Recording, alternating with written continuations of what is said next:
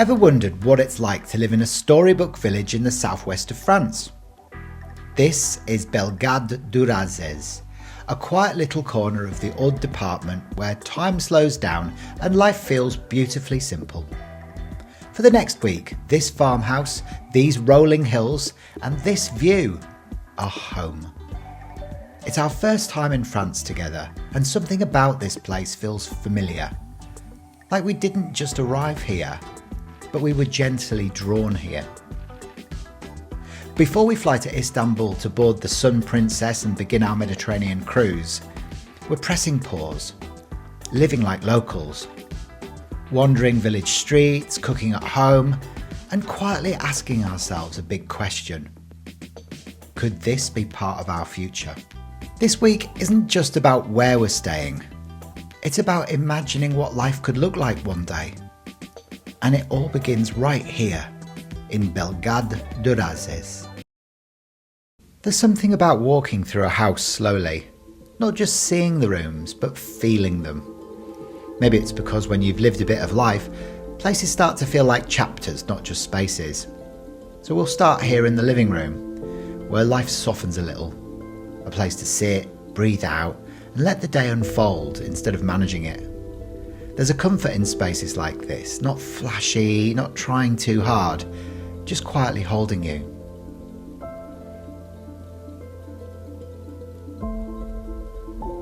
Up the stairs now. Each step a reminder that time moves, whether we notice it or not. Not in a heavy way, just honest. We're not at the end of the journey, not even close, but far enough along to know that life doesn't wait for perfect timing. So, this is the master bedroom, simple, calm and restful. A place to end the day and begin again. Lying here at night, there's a sense of gratitude for shared dreams, shared challenges, and for the quiet knowing that after all these years, we still choose the adventure together.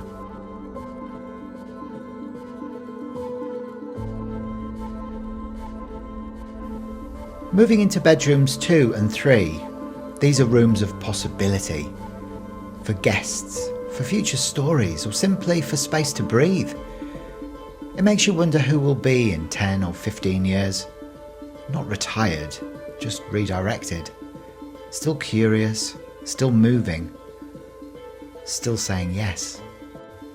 This week began a little unexpectedly. My suitcase didn't arrive in Toulouse, whilst Mark's did. It left me unsettled. Clothes are practical, yes, but also identity. Who we think we are and who we've been. Now Mark did offer his clothes. Simple, yes, but somehow it made the moment deeper. It asked me to loosen my grip, to trust and to see this as not as inconvenience, but as initiation. A gentle nudge from angels and guides saying you don't need to carry everything forward. Some layers have done their work, some can be left behind.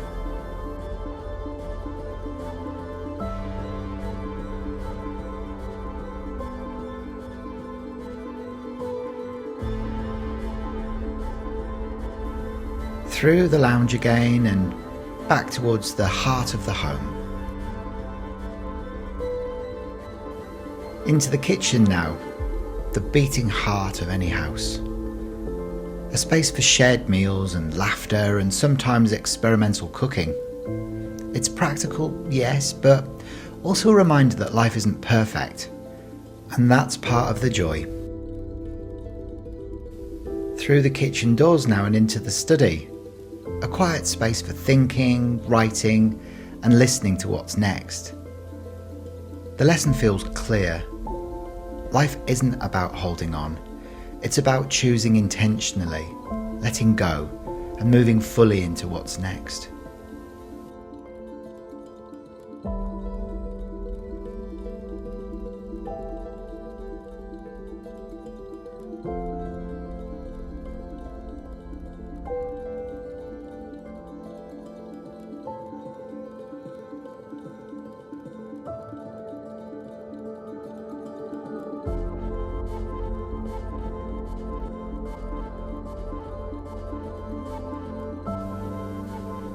and finally the garden, where the house opens up, life stretches, and the world reminds you that nothing stays still.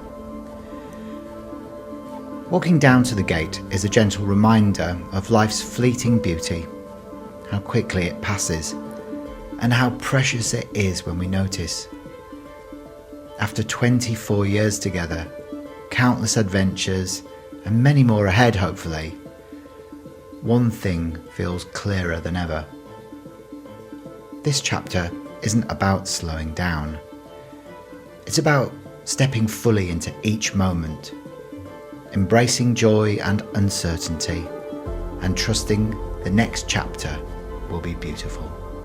Because one day, when you look back, you'll realise the moments you stepped fully into are the ones that stayed.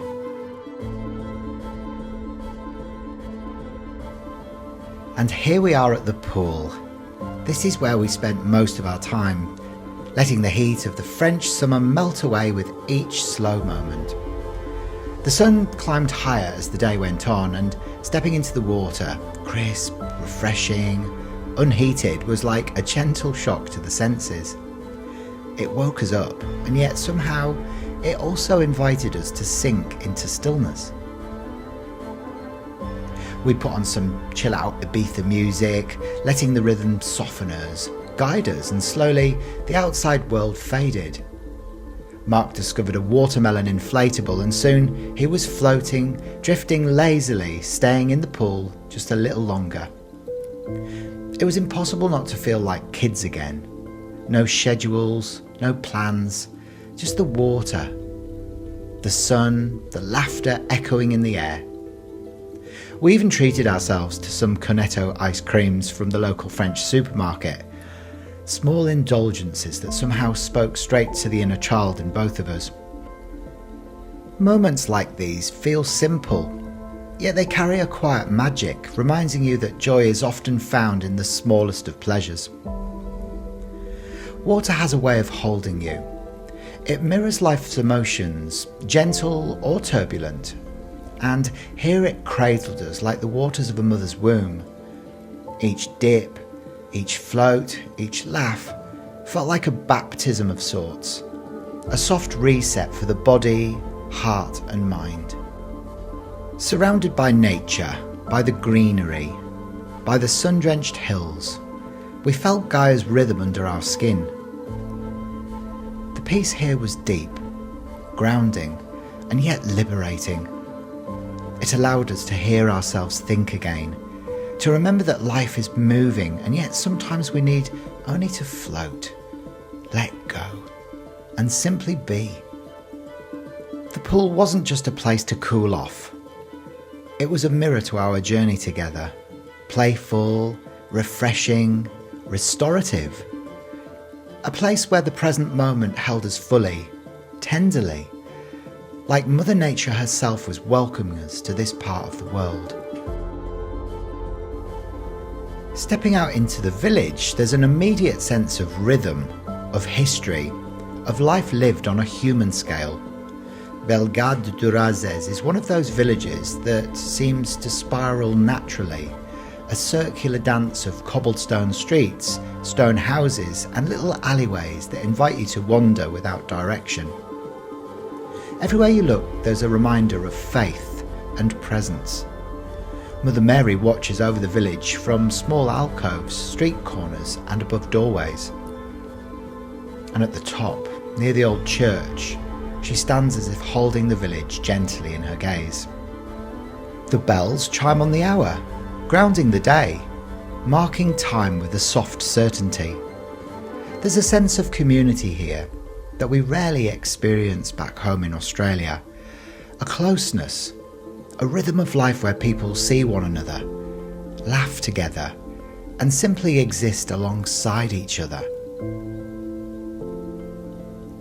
At night from our farmhouse we could hear the murmur of voices at the community hall, laughter spilling into the quiet streets, music, the warmth of togetherness.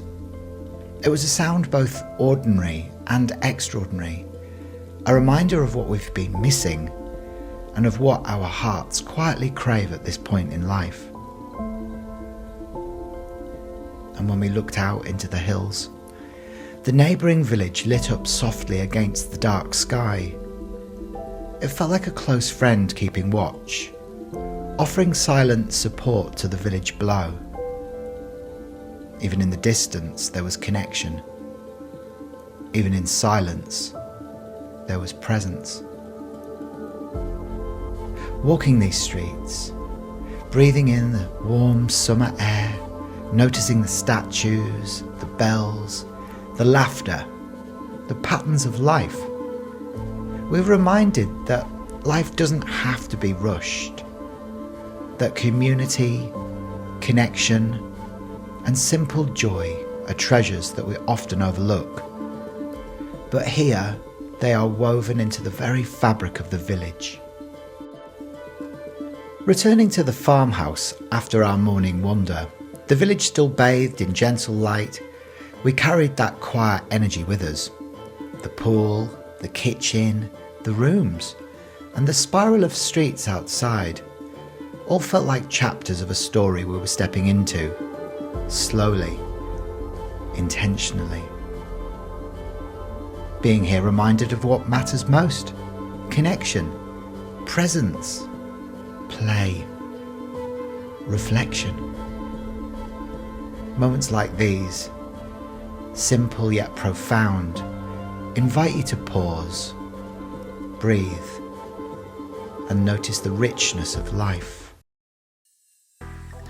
And tomorrow our journey continues. We'll leave the farmhouse for the day and head to the Minervois market, a place alive with colour, aroma and sound.